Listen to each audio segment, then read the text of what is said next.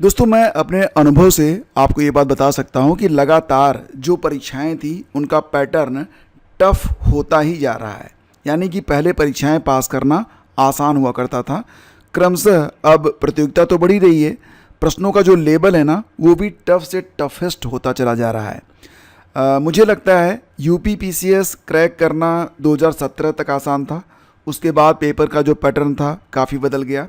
UP TGT PGT crack करना पहले यानी कि एक दो भर्तियों के पहले थोड़ा आसान था, लेकिन अब यहाँ पर प्रश्नों का लेवल भी लगातार जो है ये टफ होता जा रहा है।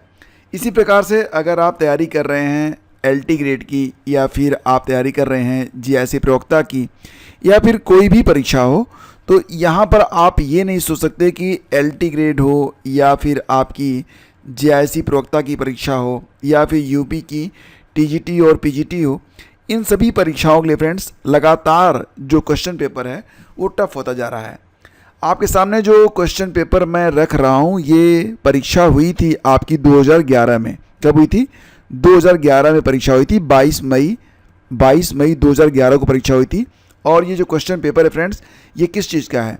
तो ये क्वेश्चन पेपर है यूपी पीजीटी 2010 का, और इतिहास के अंतर्गत जो भी प्रश्न पूछे गए थे सभी 125 प्रश्न आपके सामने मैं रख रहा हूँ। पहला तो इससे फ़ायदा ये मिलेगा आपको कि आपको पता चलेगा कि जो ओल्ड पैटर्न है और जो न्यू पैटर्न है उसमें कितना बदलाव हो चुका है।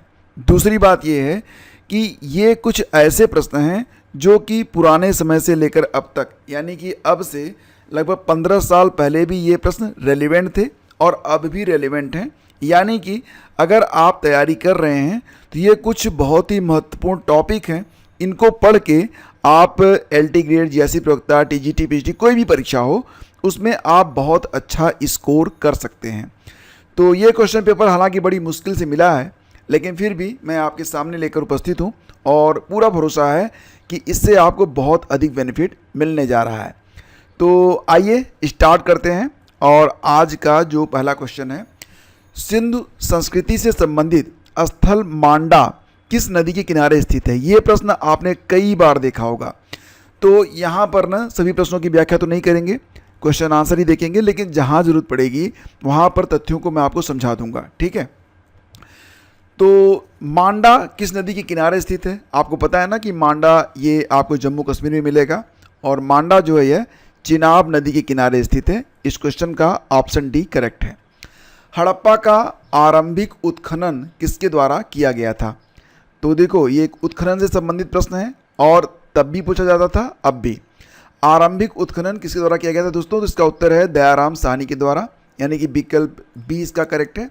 1921 में कब हुआ था ये उत्खनन? कब हुआ था दोस्तों? तो ये 1921 में हुआ था, ठीक है।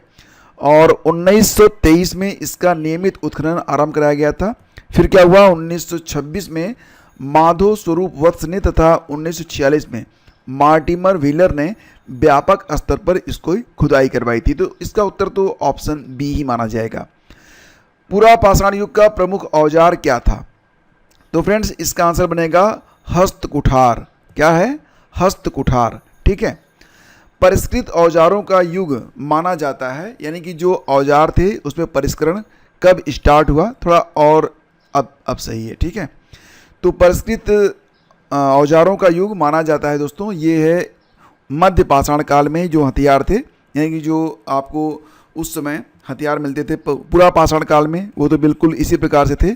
फिर आगे चल के थोड़ा सा इनको इम्प्रूव किया जाने लगा था। तो इसका उत्तर बनेगा मध्य पाषाण युग। सैंधव सभ्यता का कौन सा स्थल समुद्र व्यापार का मुख्य केंद्र माना जाता था? तो समुद्र व्यापार के बारे में बात हो रही है यहाँ पर, ठीक है। तो यहाँ पर देखिए कालीबंगा, हड़प्पा, धौलावीरा और लोथल है। तो लोथल ही इसका उत्तर है, 5 का ऑप्शन डी है। ऋग्वेद में कौन से वैदिक देवता सहस्त्र स्तंभों वाले भवन में निवास करते हुए वर्णित हैं? किस वेद में? ऋग्वेद में, सबसे प्राचीन वेद यही है। तो कौन से वैदिक देवता सहस्त्र स्तंभों वाले भवन में निवास करते हुए वर्णित किए गए हैं? तो दोस्तों इसका आंसर है इंद्र और अग्नि, ठीक है। ऑप्शन ए करेक्ट है। भारत में आगमन के बाद आर्यों ने सबसे पहले अपना निवास स्थान कहाँ पर बनाया था? तो फ्रेंड्स इसका आंसर क्या होगा? इसका आंसर फ्रेंड्स हो जाएगा आपका डी, सप्त सैंधव प्रदेश, ठीक है। अगला क्वेश्चन देखिए, यजुर्वेद के मंत्रों से देवताओं का आह्वान करने वालों को क्या कहा जाता है? यजुर्वेद के मंत्रों से देवताओं का आह्वान करने वालों को क्या कहा जाता था?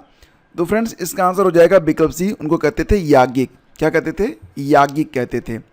इसके बाद आपका जो अगला क्वेश्चन है उसको देखते हैं, किस वेद में दवाओं का वर्णन मिलता है? तो इसका उत्तर बन जाएगा डी, अथर्ववेद में। ठीक है। आदि शंकर का दर्शन क्या है? तो दोस्तों आदि शंकर का दर्शन क्या है? अद्वैतवाद। ठीक है। यानी कि आपने देखा था ना कि जो द्वैतवाद है, अद्वैतवाद है, विशिष्टाद्वैतवाद है, तो यहाँ से प्रश्न लगातार बनते रहे हैं, इनको आप अच्छे से रटते रहिए। ठीक है। अशोक के समय के ज़्यादातर अभिलेख किस भाषा में हैं? ये प्रश्न भी अभी भी पूछा जाता है। तो इसका उत्तर बनेगा फ्रेंड्स विकल्प ए, प्राकृत भाषा में। ठीक है। तो ज़्यादातर जो अभिलेख हैं वो प्राकृत भाषा में हैं। हालांकि अधिकांश अभिलेखों की जो लिपि है वो सबसे भारत की जो सबसे प्राचीन लिपि थी ब्राह्मी, उसमें है। अगला क्वेश्चन है, कनिष्क के समय में आयोजित चतुर्थ बौद्ध संगीत के सभापति कौन थे? तो जैसा कि आप लोग जानते हैं कि 4 बौद्ध संगीतियाँ हुई थी। कब कब हुई थी? 483, 383, 255 और पहली शताब्दी में। तो उस समय कौन कौन से शासक थे, कहाँ कहाँ पर हुआ और सभापति कौन थे, ये सब आपको रटना पड़ेगा। इसका उत्तर क्या होगा फ्रेंड्स? तो 12 का जो उत्तर है, चतुर्थ बौद्ध संगीति के बारे में बात हो रही है, तो डी इसका उत्तर बनेगा, वसुमित्र। ठीक है। ये कहाँ पर हुई थी? तो ये कनिष्क के शासनकाल में हुई थी और कश्मीर के कुंडलवन में हुई थी। वसुमित्र और अश्वघोष दोनों थे। ठीक है। और भगवान बुद्ध के द्वारा बनाए गए मध्यम मार्ग का क्या अभिप्राय है? तो इसका उत्तर है दुख और सुख के बीच का मार्ग, यानी कि विकल्प ए आपका करेक्ट है। धमेक स्तूप कहाँ पर स्थित है? तो दोस्तों इसका उत्तर है विकल्प सी, सारनाथ में। धमेक स्तूप कहाँ पर है? सारनाथ में है। मौर्य काल का सबसे अच्छा नमूना कौन सा है? तो फ्रेंड्स इसका उत्तर बन जाएगा स्तंभ। ठीक है। मौर्य काल का सबसे अच्छा नमूना कौन सा है? तो ये स्तंभ है। अशोक के धम्म का सार किस अभिलेख में मिलता है? तो अशोक के धम्म का जो सार है वो किस अभिलेख में दोस्तों? तो ये द्वितीय स्तंभ लेख में है।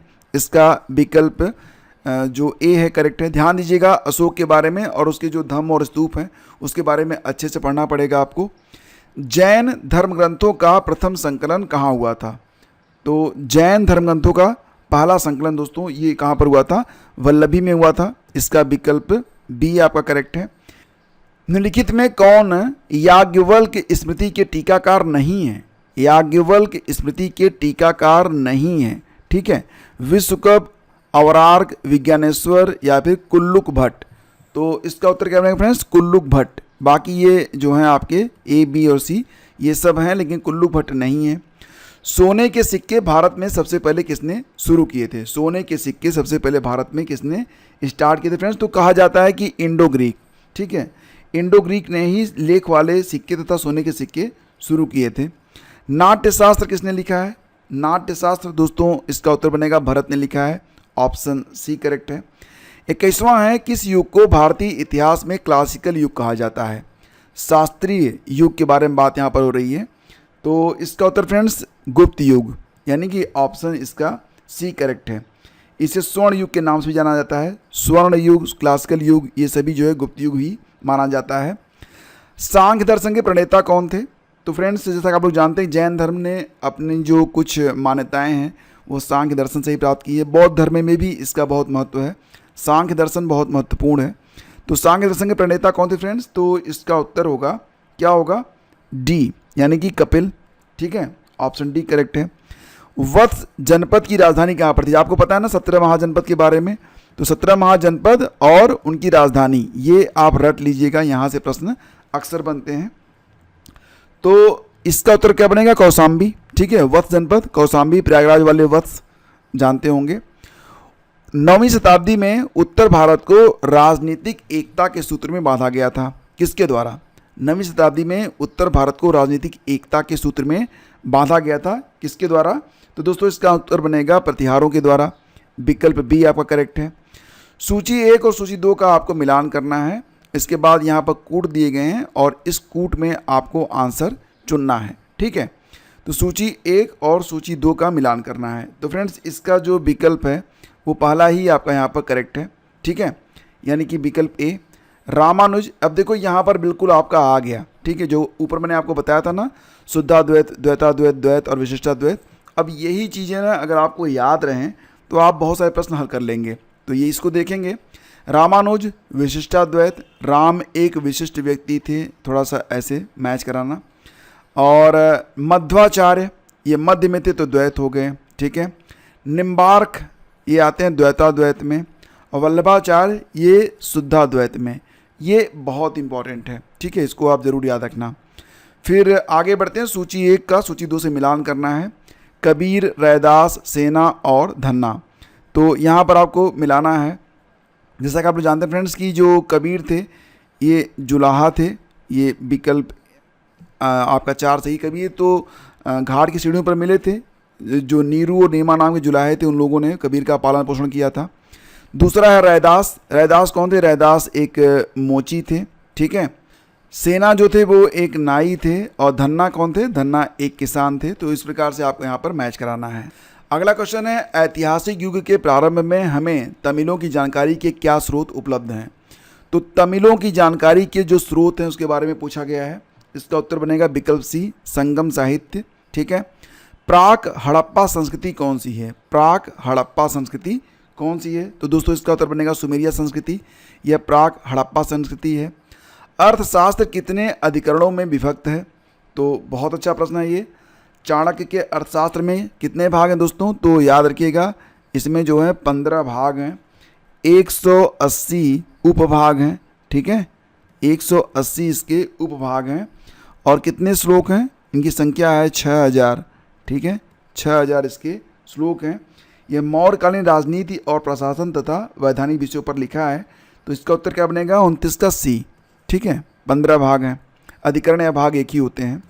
नेक्स्ट है, राजदूत डायोनिसस किसके दरबार में आया था? तो ये आया था बिंदुसार के दरबार में, विकल्प बी आपका करेक्ट है। स्टेबो के अनुसार सीरिया शासक एंटियोकस ने डायमेकस को अपना राजदूत बनाकर बिंदुसार के दरबार में भेजा था। उत्तर है विकल्प बी। अलवरो ने किसके भक्ति गीतों को लोकप्रिय बनाया था? तो अलवरो ने दोस्तों किसके भक्ति गीतों को लोकप्रिय बनाया था? इसका उत्तर है बी, यानी कि विष्णु जी, ठीक है। और किस राजा के शासनकाल में चीनी तीर्थयात्री फाहियान भारत आया था? तो वह कौन सा राजा था जब चीनी तीर्थयात्री फाहियान भारत आया था? तो दोस्तों इसका उत्तर क्या बनेगा? C, Chandragupta Vikramaditya, option C correct है। और समय था इसका कब से कब तक? तो 399 से 414 AD ईस्वी तक, ठीक है। और नेक्स्ट है आपका कि मैगस्थनीज अपनी पुस्तक इंडिका में भारतीय समाज को कितने वर्गों में बांटा हुआ बताता है? तो इसका उत्तर बनेगा फ्रेंड्स ऑप्शन डी, 7 वर्गों में। माउंट आबू में दिलवाड़ा मंदिर किसने बनवाए थे? तो इसका उत्तर क्या बनेगा? माउंट आबू में संगमरमर के दिलवाड़ा मंदिर का निर्माण 11वीं और 13वीं शताब्दी के मध्य चालुक्य यानी कि सोलंकी शासकों ने कराया था। तो इसका जो है सी सही है। अगर चालुक्य भी लिखा हो ना तब भी आपका सही रहेगा, ठीक है। मिताक्षरा के रचयिता कौन है फ्रेंड्स? तो इसका उत्तर क्या बनेगा? विज्ञानेश्वर ने लिखा है। कई बार ये पूछा गया है और अभी भी ये चर्चा में रहता है, तो ये क्वेश्चन रट लेना आप, ये काफ़ी इंपॉर्टेंट है। आगरा की स्थापना किसने की थी? ये प्रश्न भी अभी भी पूछा जाता है। तो उत्तर है इसका सिकंदर लोदी ने, ऑप्शन डी करेक्ट है। इक्ता क्या था? इक्ता के बारे में आपको पता है ना, इक्ता, तो इक्ता क्या था ये आपको बताना है। तो इक्ता का है ज़मीन का टुकड़ा, ठीक है। और इसकी शुरुआत किसके द्वारा की गई थी ये बताना बहुत ही आसान है। और गुलाम वंश का व्यक्ति था वो, ये बताना आप, ठीक है। ज़मीन का टुकड़ा मिलता था, यानी कि क्या होता था ना कि जो सेना में लोग रखे जाते थे तो उनको एक तरीके से सैलरी न देके ज़मीन का एक टुकड़ा दे देते थे, इसे कहते थे इक्ता। और ये प्रथा इल्तुतमिश के द्वारा स्टार्ट की गई थी। औरंगजेब ने, अगर मैं सही हूँ तो बताना, औरंगजेब ने, और जो भी प्रश्न आपको यहाँ पर लग रहे हैं त्रुटिपूर्ण उनको बारे में भी बताना, पहले कमेंट में आपका नाम के साथ मैं उसको करेक्ट कर दूंगा। औरंगजेब ने सन 1663 ईस्वी में सती प्रथा पर पूर्ण प्रतिबंध लगा दिया था। इसके पूर्व किस मुगल शासक ने सती प्रथा को बंद करने का प्रयास किया था? बहुत अच्छा प्रश्न है ये, और इसका उत्तर क्या होगा? ऑप्शन बी, अकबर ने भी बंद किया था, बी करेक्ट है आपका। चोल प्रशासन में उदय कोट्टम नामक अधिकारी का कार्य क्या था? चोल प्रशासन में उदय कोट्टम नामक जो अधिकारी होते थे, चोलों के शासन में उदय कोट्टम क्या करते थे? तो दोस्तों जो उदय कोट्टम होते थे ना, ये राज्य के उच्च अधिकारी यानी कि मंत्री होते थे। ठीक है, तो इसका उत्तर है विकल्प डी। क्या है इसमें, चोर प्रशासन में राज्य के उच्च अधिकारियों मंत्रियों को उदय कोट्टम कहा जाता था।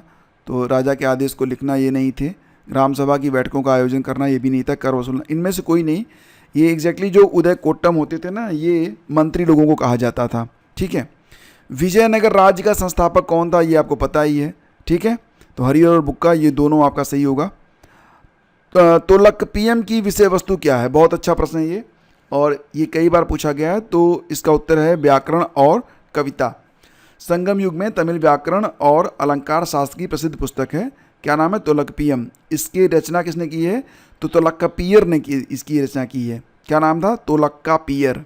ठीक है, और आपका अगला क्वेश्चन है सूची 1 का मिलान सूची 2 से करिए। तो सासाराम में मकबरा, फतेहपुर सीकरी, जामा मस्जिद, चार मीनार। यहाँ पर आपको बताना है कि अब आपको ये भी पता है ना कि सासाराम में मकबरा किसने बनवाया था। तो सासाराम में मकबरा किसका है, शेरशाह का है। फतेहपुर सीकरी का संबंध किससे है, अकबर से है। जामा मस्जिद का संबंध किससे दोस्तों, तो जामा मस्जिद किसने बनवाया था, शाहजहाँ ने बनवाया था। ठीक है, और चार मीनार ये मोहम्मद कुली कुतुब शाह की रचना है। किसकी, चार मीनार किसने बनाया था, मोहम्मद कुली कुतुब शाह। ठीक है, कुतुब शाह। तो ये आपका मैच कराना था, ये आपका मैच हो गया। अगला क्वेश्चन क्या है कि मध्यकाल में कश्मीर का सबसे महान सुल्तान कौन था, जिसे बुद्ध शाह भी पुकारा जाता था, क्या कहते थे, बुद्ध शाह। तो दोस्तों इसका आंसर बनेगा 43 का बी। ठीक है, जैनुल आबिदीन। इसे अकबर भी कहा गया है, कश्मीर का अकबर भी कहा जाता था इसे, क्योंकि यह एक उदार शासक माना जाता है। भूमि पैमाइश के संदर्भ में भावली का क्या अर्थ है, भूमि पैमाइश के बारे में जो भावली शब्द है इसका क्या अर्थ है। तो दोस्तों इसका मतलब हो जाएगा विकल्प बी, प्रति इकाई क्षेत्रफल के आधार पर उत्पादित फसल का एक अनुपात निश्चित करना, ये था आपका भावली। ठीक है, प्रति इकाई क्षेत्रफल के आधार पर उत्पादित फसल का एक अनुपात निश्चित करना, ये होता था भावली। नेक्स्ट है आपका मंसूर और माधव किसके दरबार के मुख्य चित्रकार थे। बहुत बार ये प्रश्न पूछा गया है, तो अगर PYQs लगाने के लिए क्यों कहा जाता है, इसीलिए क्योंकि ये प्रश्न क्योंकि बार बार रिपीट होते हैं ना, तो आपको याद हो जाते हैं। ठीक है, मंसूर और माधव किसके दरबार के मुख्य चित्रकार थे, बताना। इसका उत्तर बनेगा फ्रेंड्स विकल्प B, Jahangir. Option B correct है। दिल्ली सल्तनत का प्रथम वैधानिक सुल्तान कौन था, तो ऑप्शन इसका क्या बनेगा बताना, बी, इल्तुतमिश। ठीक है, ऑप्शन बी करेक्ट है। गुप्त वंश का प्रथम शासक किसे माना जाता है, गुप्त वंश का प्रथम शासक श्रीगुप्त था ना, तो विकल्प बी करेक्ट है 47 का। हालांकि चंद्रगुप्त प्रथम को ही माना जाता है, अभिलेखित साक्ष्यों के आधार पर गुप्तों के आदि पुरुष का नाम क्या था, श्रीगुप्त था। उसका उत्तराधिकारी क्या कौन था, घटोत्कच था। लेकिन गुप्त वंशावली में सबसे पहला शासक चंद्रगुप्त प्रथम मिलता है, उसने महाराजाधिराज की उपाधि धारण की थी। तो श्रीगुप्त और चंद्रगुप्त प्रथम में से कौन सा मानेंगे आप, तो फिलहाल आयोग ने इसका उत्तर तो विकल्प ए माना था, लेकिन संस्थापक माना जाता है श्रीगुप्त को। और कहा जाता है कि जो गुप्त वंशावली थी उसमें सबसे पहला शासक चंद्रगुप्त प्रथम मिलता है, और उसने महाराजाधिराज की उपाधि भी धारण की थी। ठीक है, आगे बढ़ते हैं। अकबर द्वारा कौन सा भवन फतेहपुर सीकरी में निर्मित नहीं है, फतेहपुर सीकरी में कौन सा भवन निर्मित नहीं है, तो ये आपको मिलेगा शीश महल। अच्छा बताना कमेंट करके शीश महल कहाँ पर स्थित है। ठीक है, दीवाने आम, पंचमहल, दीवाने खास, ये सब मिलेगा आपको फतेहपुर सीकरी में, लेकिन शीश महल नहीं मिलेगा। शीश महल कहाँ पर है। मुगल सेना के निम्नलिखित सैनिकों में कौन सा सर्वाधिक वेतनभोगी होता था, बहुत अच्छा प्रश्न है ये। जो सैनिक होते थे सबसे ज़्यादा वेतन किसको मिलता था, ये आपको बताना है। तो इसका उत्तर बनेगा अहदी को, विकल्प ए आपका करेक्ट है, अहदी। अहदी सैनिक एक तरह से बादशाह के सैनिक होते थे। इनकी भर्ती, वेतन, वस्त्र और घोड़े सब राज्य की ओर से दिए जाते थे, और इन्हें एक अलग अमीर और बख्शी के अधीन रखा जाता था। एक अहदी घुड़सवार को 500 रुपये वेतन देने का उल्लेख भी मिलता है, उस समय 500 रुपये मिलते थे। ठीक है, जबकि एक साधारण घुड़सवार को मिलता था 12 रुपये, मतलब कहाँ 12 रुपये कहाँ 500 रुपये, रेशियो देखिए।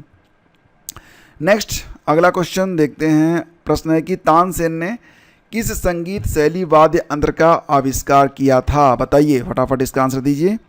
इसका उत्तर है इनमें से सभी, मियाँ की तोड़ी, राग, रुद्रवीणा, वाद्य यंत्र, दरबारी कन्हड़ा, तो इनमें से सभी ये सारी चीज़ें जो हैं किसकी हैं, तानसेन की हैं। अल्तमगा भूदान किसने आरंभ किया था, अल्तमगा भूदान किसने आरंभ किया था? तो दोस्तों यहाँ पर इसका उत्तर बनेगा जहांगीर ने, ऑप्शन ए करेक्ट है। मोहरबंद या शाही सील युक्त भूमि अनुदान जहांगीर द्वारा शुरू किया गया था। इन ये जो भूमि अनुदान होते थे इनको अल्तमगा कहते थे। क्यों? क्योंकि इसी नाम की सम्राट की मोहर इन अनुदानों पर लगाई जाती थी। ये भूमि अनुदान जागीर वतन अथवा गृह जागीरों के रूप में मुसलमान सरदारों को दिए जाते थे। नानकार और बंध क्या हैं, बताइए, नानकार और बंध क्या हैं? तो लगान मुक्त भूमि को कहते थे नानकार और बंध, विकल्प बी करेक्ट है। अब यहाँ पर जो ना आपको कठिन प्रश्न दिख रहे हैं ना, ये सारे कठिन प्रश्न ही डिसाइड करते हैं कौन सेलेक्ट होगा कौन सेलेक्ट नहीं होगा। लेकिन सरल प्रश्नों को तो गलत करने के बारे में आप सोच भी नहीं सकते, क्योंकि वो तो सभी लोग कर लेते हैं। तो यहाँ पर आपको बहुत ध्यान रखना पड़ता है। 1699 में खालसा की स्थापना की गई थी किसके द्वारा, ये बताइए, और इसका उत्तर बनेगा विकल्प सी, गुरु गोविंद सिंह ने खालसा की स्थापना की थी। कब की थी? 1699 में। 10वें और अंतिम गुरु थे गुरु गोविंद सिंह, आपको याद होगा।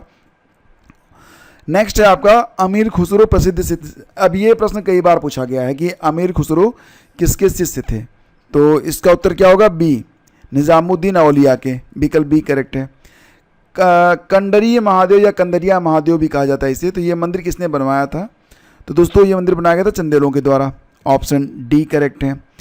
आयंगर के बारे में क्या था? तो फ्रेंड्स ये था आपका 12 अधिकारियों का समूह जो विजयनगर साम्राज्य में गाँवों का प्रशासन देखता था, तो विकल्प बी आपका यहाँ पर करेक्ट है। ठीक है। अलाई दरवाज़ा इस्लामी स्थापत्य कला के खजाने का सबसे सुंदर नग है, यह किसका कथन है? तो 57 का आंसर बताइए। ये कहा गया था मार्शल के द्वारा। तारीख़ हिंद पुस्तक किसने लिखी है? तारीख़ हिंद ये जो किताब है किसके द्वारा लिखी गई है? तो अलबरूनी ने लिखी है, ऑप्शन डी करेक्ट है। ठीक है। इसके अलावा अलबरूनी ने एक किताब और लिखी है, कौन सी? तहकीक हिंद। ठीक है। नेक्स्ट है आपका मोरक्कन यात्री इब्न बतूता को किसके शासनकाल में दिल्ली का प्रमुख काजी नियुक्त किया गया था?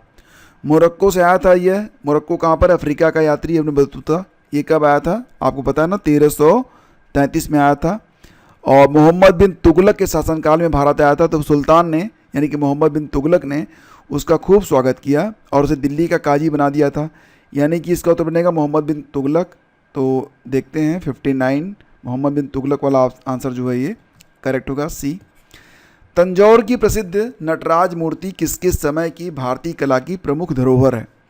तंजौर की प्रसिद्ध नटराज मूर्ति किसके समय की भारतीय कला की प्रमुख धरोहर है?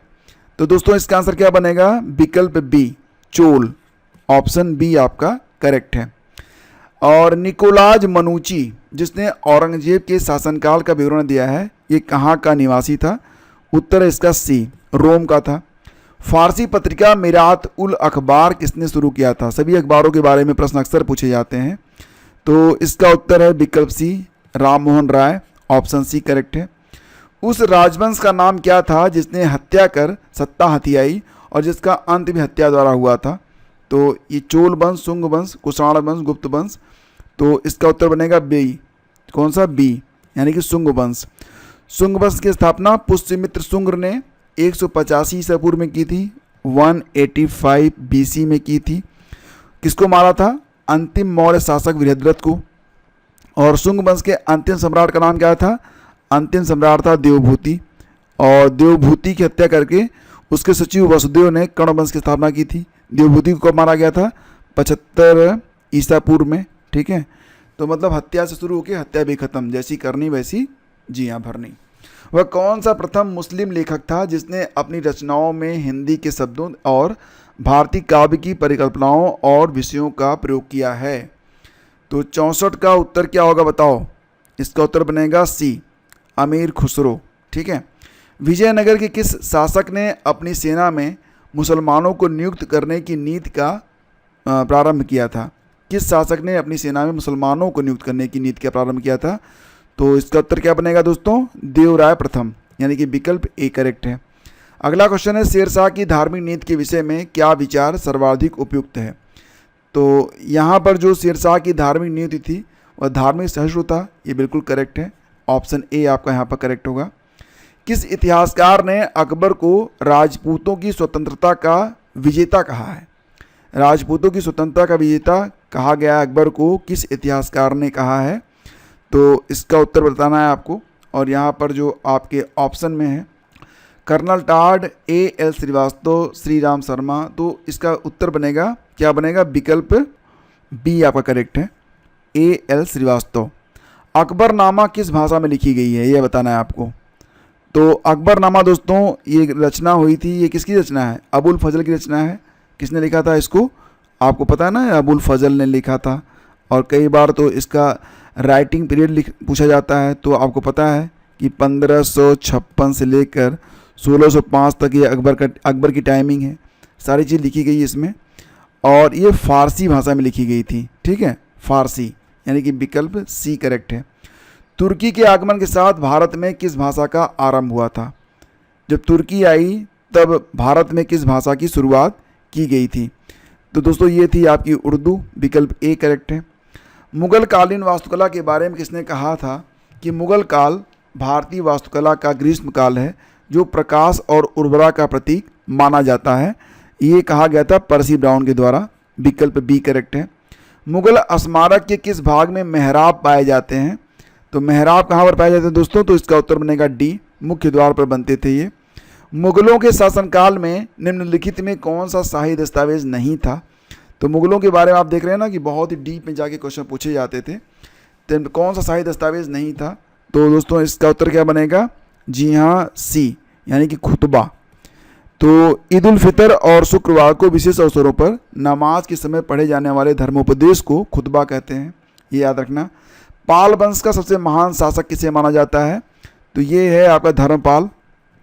और झेलम नदी के तट पर महमूद गजनवी से पराजित होने वाला भारतीय राजा कौन था? तो 74 का जो उत्तर है दोस्तों ये बनेगा सी। ठीक है, आनंदपाल था। आनंदपाल को हराया था महमूद गजनवी। महमूद गजनवी से पराजित होने वाला भारतीय राजा था आनंदपाल। तो इसका 74 का सी सही है। ठीक है, 74 का सी है। अजमेर में 2.5 दिन का झोपड़ा किसने बनवाया था ये बताना है आपको। 75 का उत्तर है कुतुबुद्दीन ऐबक ने, विकल्प ए करेक्ट है।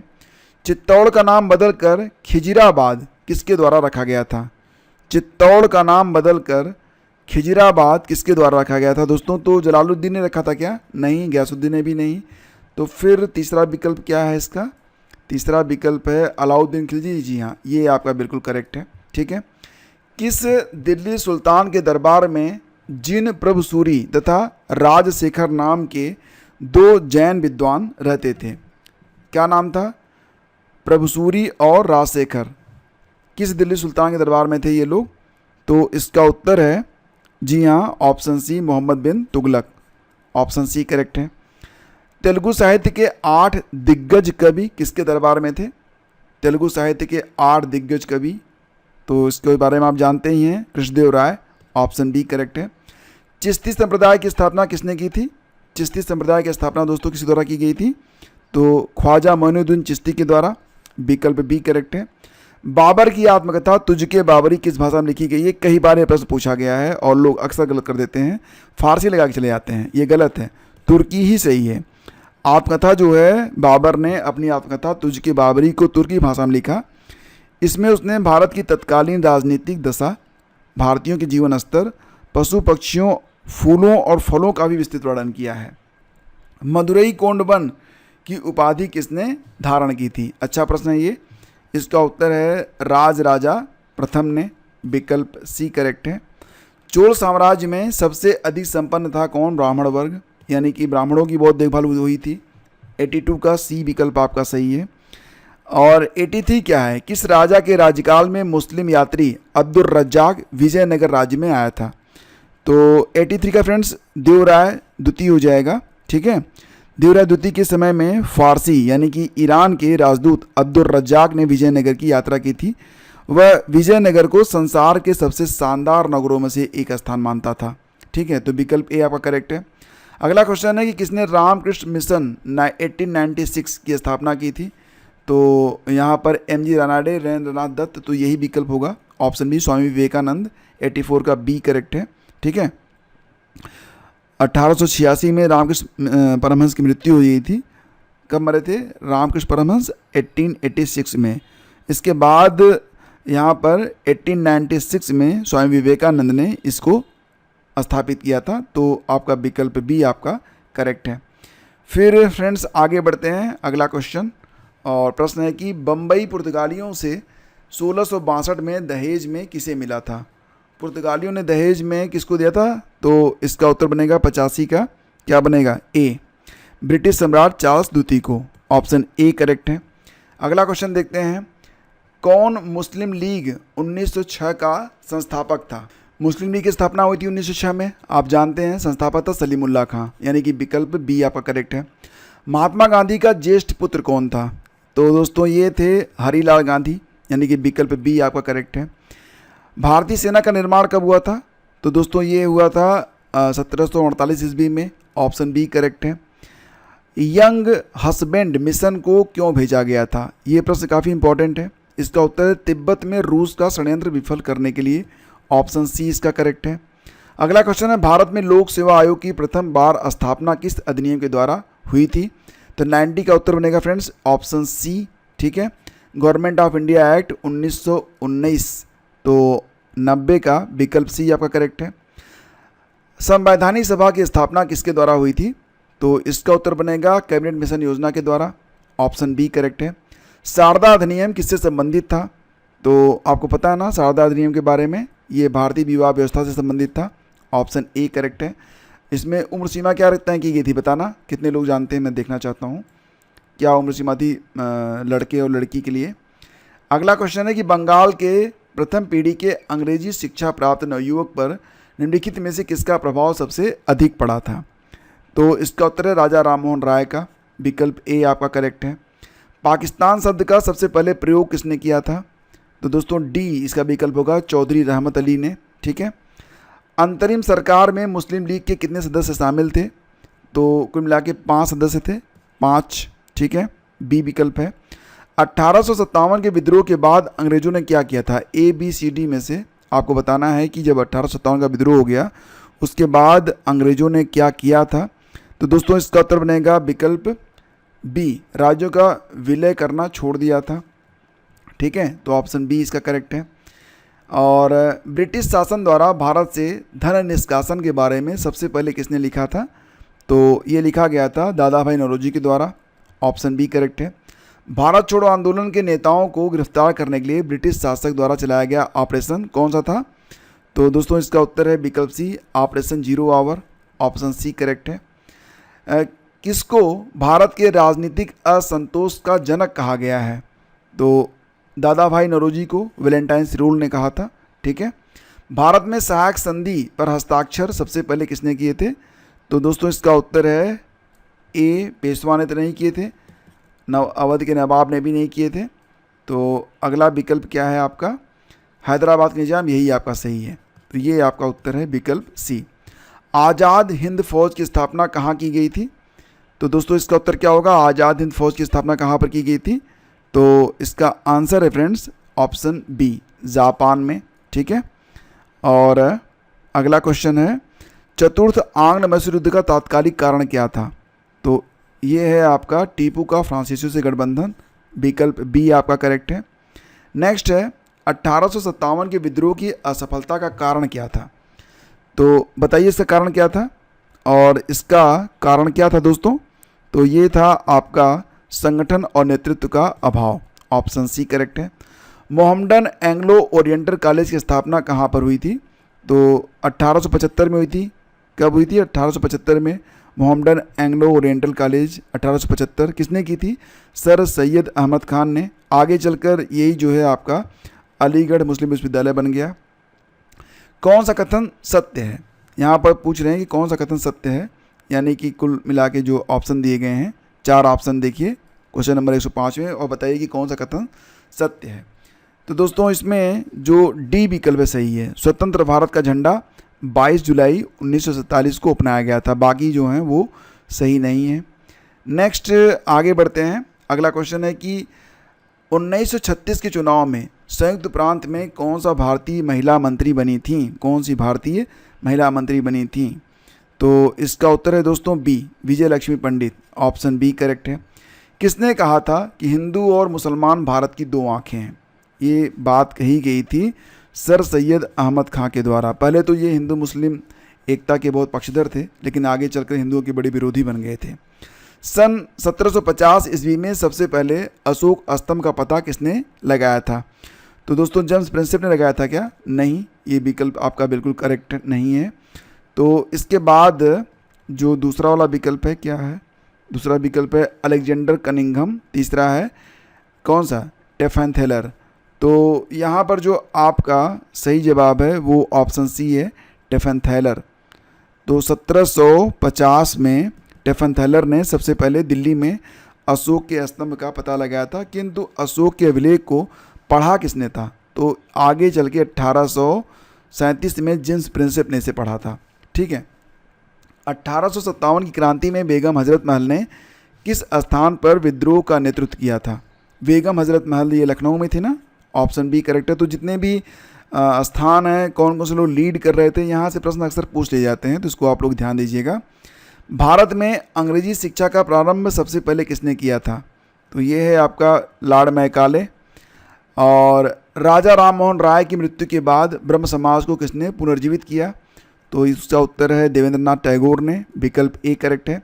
सत्यशोधक समाज के संस्थापक कौन थे? तो इसका उत्तर है विकल्प डी, ज्योतिबा फुले। अभी भी ये प्रश्न पूछा जाता है। खेड़ा सत्याग्रह का नेतृत्व किसने किया था? 113। इसका उत्तर है महात्मा गांधी ने। विकल्प बी करेक्ट है। सुभाष चंद्र बोस को भारतीय राष्ट्रीय कांग्रेस के किस अधिवेशन में अध्यक्ष चुना गया था? तो इसका उत्तर है सी, त्रिपुरी कहते हैं इसे। 1939 में हुआ था। राष्ट्रीय शैक्षिक अनुसंधान और प्रशिक्षण संस्थान एनसीईआरटी की स्थापना कब की गई थी? तो दोस्तों एनसीईआरटी की स्थापना हुई थी कब? 1961 में। डी विकल्प है। और संविधान शिल्पी डॉक्टर भीमराव अंबेडकर को भारत रत्न से कब सम्मानित किया गया था? 116 का आंसर है सी, 1990 में। पंचायती राज कानून समूचे देश में कब लागू किया गया था? तो इसका उत्तर है 1994 में। ऑप्शन ए करेक्ट है। भारत सरकार द्वारा राष्ट्रीय जनसंख्या आयोग का गठन कब किया गया था? इसका जवाब है डी, सन 2000 में। भारत सरकार द्वारा राष्ट्रीय जनसंख्या आयोग तो कब ये गठित हुआ था? 2000 में। बंगाल की एशियाटिक सोसाइटी की स्थापना 1784 में कलकत्ता में किसके द्वारा की गई थी? तो दोस्तों इसका आंसर है सी, यानी कि विलियम जोन्स के द्वारा। ऑप्शन सी करेक्ट है। 1717 ईस्वी के फरमान के द्वारा अंग्रेजी कंपनी को कौन सी सुविधा नहीं मिली थी? 1717 के फरमान द्वारा अंग्रेजी कंपनी को कौन सी सुविधा नहीं मिली थी? 120 का उत्तर है यहाँ पर डी। 3 साल बाद यही अधिकार अन्यत्र भी देने का आश्वासन दिया गया था, ये नहीं कहा गया था। और ये फर्रुखसियर ने किया था। ये 3000 रुपये वार्षिक कर के बदले व्यापार की सुविधा दे दी। कोई अतिरिक्त चुंगी देने की आवश्यकता नहीं। कलकत्ता के आसपास अतिरिक्त ज़मीन किराए पर लेने की अनुमति। समझ लो यहीं पर फर्रुखसियर ने गलती की और ब्रिटिश यहाँ पर बस गए। अगर फर्रुखसियर ये नहीं करता तो बहुत अच्छा हुआ होता। अखिल भारतीय कांग्रेस के 1889 के बम्बई अधिवेशन में कितनी भारतीय महिलाओं ने भाग लिया था? ऐसे भी प्रश्न आते हैं। तो इसका जवाब क्या होगा दोस्तों? तो इसका जवाब है 10। ठीक है। इसके बाद अगला क्वेश्चन है, दिल्ली के शहर का निर्माण किसने करवाया था? तो ये करवाया गया था अनंगपाल के द्वारा। दिल्ली शहर का निर्माण किसने करवाया था? अनंगपाल ने करवाया था। प्राग ज्योतिष प्राचीन नाम था किसका? तो इसका उत्तर है विकल्प सी, असम का नाम था प्राग ज्योतिष। अगला क्वेश्चन है कि राजगोपालाचारी योजना के बारे में सही कथन क्या है? तो ये है अनेक कांग्रेसजनों ने विरोध किया था। ठीक है। और ये आपका जिन्ना के बारे में एक सही कथन है। जिन्ना के बारे में कह रहे हैं कि सही कथन कौन सा है? होम रूल आंदोलन का समर्थन किया गया था। हाँ बिल्कुल सही है ये। असहयोग आंदोलन का विरोध किया गया था, ये भी सही है। वेबल योजना अस्वीकार की गई, ये भी सही है। यानी कि तीनों कथन आपके सही हैं। तो फ्रेंड्स ये हो गए आपके कुल मिला के कितने प्रश्न हो गए? 125। और ये प्रश्न सभी बहुत महत्वपूर्ण हैं। रिवीजन बार बार आप लोग करते रहिएगा। वीडियो को लाइक और शेयर कीजिए। कुछ पुराने प्रश्न भी मैं आपके करवाऊंगा इसी प्रकार के क्वेश्चन पेपर ला के। ठीक है। तो अगर पहली बार हैं तो सब्सक्राइब जरूर कीजिएगा। आपकी थियरी की क्लासेस चल रही हैं, आपकी मॉक टेस्ट करवाई जा रही है, साथ ही साथ आपको करंट अफेयर के जिस्ट भी दिए जा रहे हैं। और अब तक आपको साल का जो प्रथम छमाही है उसका जिस्ट आपको दिया जा चुका है। आप डिस्क्रिप्शन चेक करके PDF डाउनलोड कर सकते हैं। Thank you, have a great day, जय हिंद। अगर इस सेशन आपको ज़रा सा भी हेल्पफुल लगा फ्रेंड्स तो प्लीज़ इसे लाइक कीजिएगा, इसे शेयर कीजिएगा। और अगर आप लाइक करेंगे ना, हमें मोटिवेशन मिलेगा और हम आपके लिए और अच्छा प्रयास करते रहेंगे। Thank you.